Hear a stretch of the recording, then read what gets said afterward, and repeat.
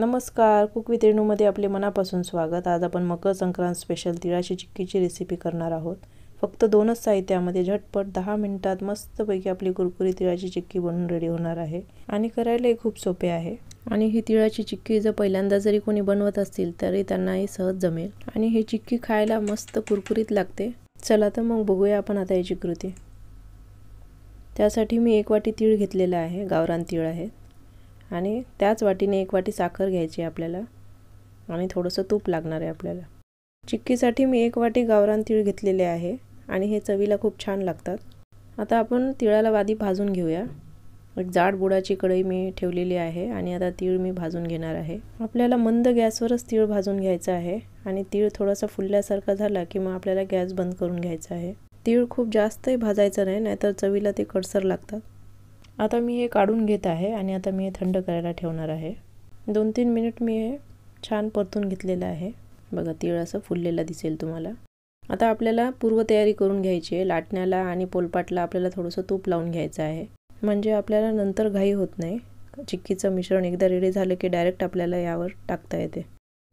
आता आपल्याला साखरेला कॅरमलाइज करून घ्यायचं आहे। 1 वाटी साखर मी आता कढईत टाकलेलं आहे आणि अशी जाड बुडाचीच कढई आपल्याला घ्यायची आहे। आता पाणी अजिबात टाकायचं नाही आणि साखर मी असं पसरून घेतलेली आहे आणि आता हळूहळू साखर मेल्ट व्हायला सुरुवात झालेली आहे आणि गॅसची फ्लेम अगदी लोच ठेवलेली आहे।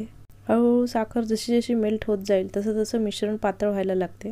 पूर्ण साखर मेल्ट होईपर्यंत हे सतत आपल्याला हलवून घ्यायचं आहे आणि साखरेचा कलरही आता बघा तुम्ही बदललेला आहे। साखरेचं कॅरमल बघा आपण आता तयार केलेलं आहे। आता त्यामध्ये आपल्याला थोडंसं तूप टाकून घ्यायचं आहे। अंदाजे 1 अर्धा चमचा तूप मी टाकत आहे। तुपामुळे तिळाचं मिश्रण जेव्हा आपण लाटण्याने लाटू तेव्हा ते सहज आपल्याला लाटता येते, चिटकून बसत नाही।